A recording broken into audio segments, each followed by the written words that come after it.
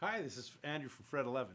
In this video, we're going to look at notes, degree, and relationship, and how I look at learning new elements on the guitar so that it kind of pieces together and connects with everything that you already know and helps you to learn songs quicker and learn your fretboard quicker.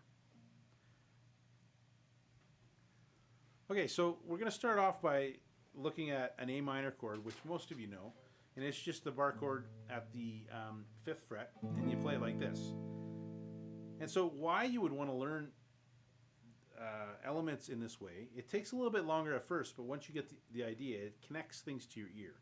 So instead of just learning the shape of the A minor chord, you're wanting to learn it deeper and get more familiar with that shape so that you can understand the sounds that make up that chord. And so in order to do this, we're going to take a look at how we take a simple element like this. Like I said, most people probably know this. If you don't, you'll see in the diagrams kind of coming up. But let's take a look at this and how we build an understanding of, from this chord, a bunch of other chords and a bunch of other scales and how you can kind of stretch that out. But the whole idea is understanding this a little bit more is taking the sounds out and connecting it to your ear. So I'll be playing along as we kind of look at this, but let's take a look at the diagrams here. So the first thing we're going to start out with is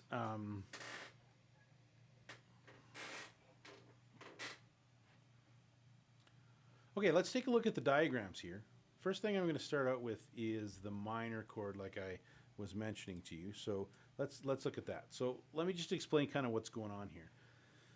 So the minor chord that I played here on the 5th fret has 6 notes in it, and the diagram on the right has an A major scale on it, and it shows how the chord or the arpeggio that we're looking at, or the scale, relates to the A major scale, so that we can kind of understand. So the bass line is A major, so you need to know that, and then as we look at these chords, you'll understand how the sounds vary from it. Because the do, re, mi, fa, sol, la, ti, do sound of a major scale, everybody has heard and understands, and then as we kind of go from this, we can kind of pull different sounds out of it. And we're taking the minor chord now. So let's look at that. So the whole minor chord, we have root, 5, root, flat 3, 5, root. Okay? And so we're gonna build off of that, but that basically goes A, C, E, A. So in this case, it's stacked, root being A, so A, E, A, C, E, A. So those are the degrees and the notes of this element. Now I'm going to build off of it other elements. Okay, so let's take a look at, from here we can go to an A minor arpeggio. And so sometimes you're able to play certain notes, like so if I wanted to play an idea that's,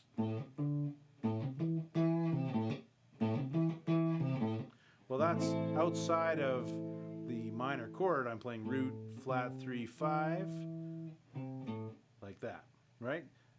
And I'm purposely not showing you that I'm doing this because I want you to basically look at that diagram and listen as I play. So we have root, flat 3, 5, root, flat 3, 5, root, flat 3. So it's the same thing as the chord, except we have a couple other notes, the flat 3s that are on the 1st and 6th string. Okay, so let's move on to the minor 7 now.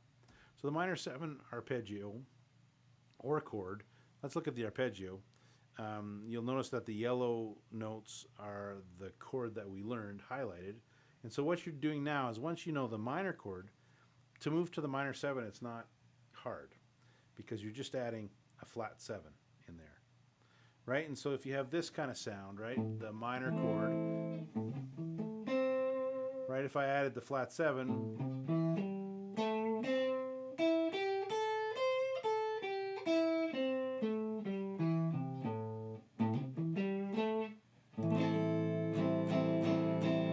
right? So it's almost the same as a minor, it just has a little bit more tension. Okay, so now let's move on to the next one. If we add the 4th to this scale, we end up with the minor pentatonic scale. So we have,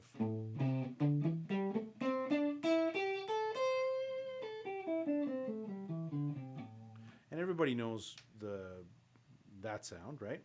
And that's the scale 1 minor pentatonic scale. But take a look at how it relates to the minor chord that's in there.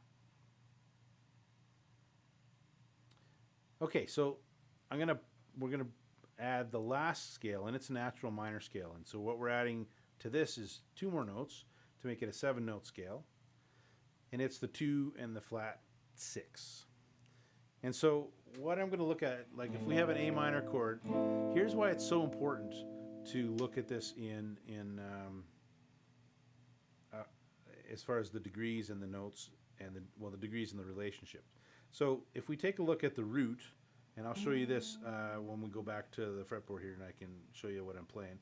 But let's just take a look at the.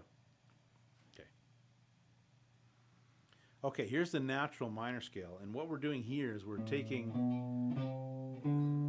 a 7-note scale, so it sounds more like this. So those of you who know about modes, this would be Aeolian mode.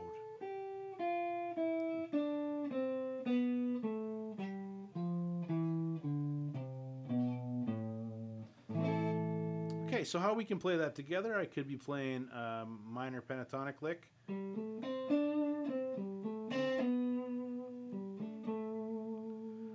Okay, so that's how I basically base it off that. We're going to go back to the camera now. And we'll...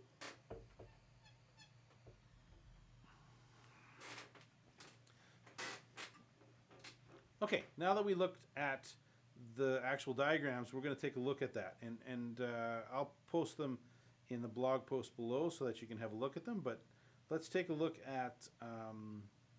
the notes. So if I have a root here, if we take a look at going from an idea that goes from root to flat 3, so here's the minor chord. Very simple idea, right? Now let's say I wanted to hear what a 2 sounded like.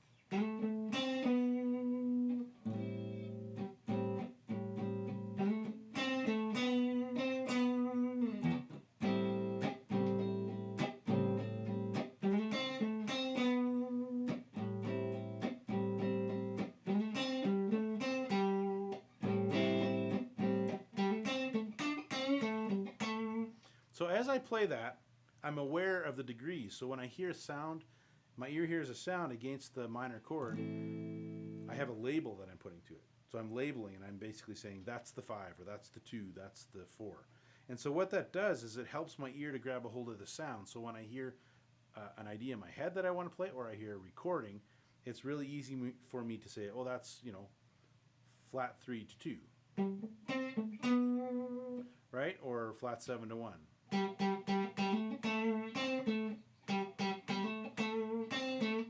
So any lick that you play,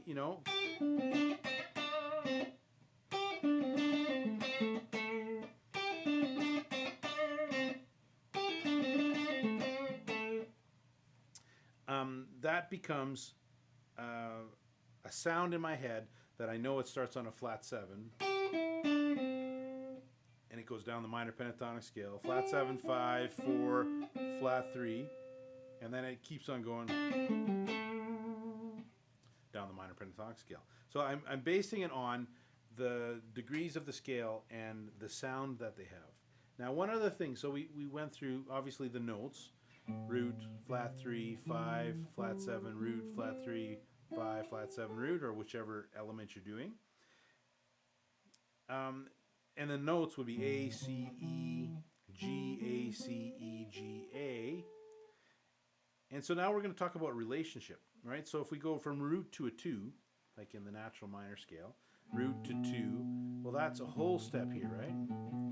Well, if I'm on a root here, I'm not going to go up to here because that's into another position. So I'm going to go root to 2, which is 3 frets back and 1 string up. That's also a whole step. So it's important to know the relationship.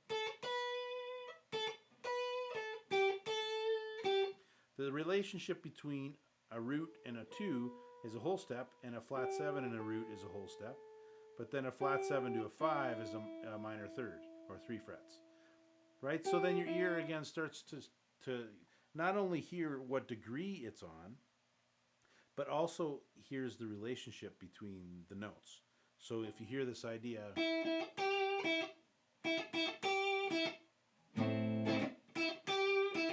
right, you hear that 5 going to a flat 7, and you you start to recognize that, oh, it's starting on the 5 and it's going up that minor third sound, right? Which would be a flat 7. So the whole thing is, as you get more familiar with this, you'll start to it starts to become simple. You're simplifying it, right? So there's a little bit of hard work at the and consistency you need at the beginning so that you learn the notes on your fretboard, that you understand that, okay, why we are comparing it to A major, the A major sound, and to start getting that into your ear. But once you do, every time you learn a song or an idea in a song, you'll be able to take that and put it into a framework so that when you go and play with whether you're jamming or making up some original ideas in another song, you'll be able to pull those ideas in your head, from your head and from your ear, and play them in the song. So that's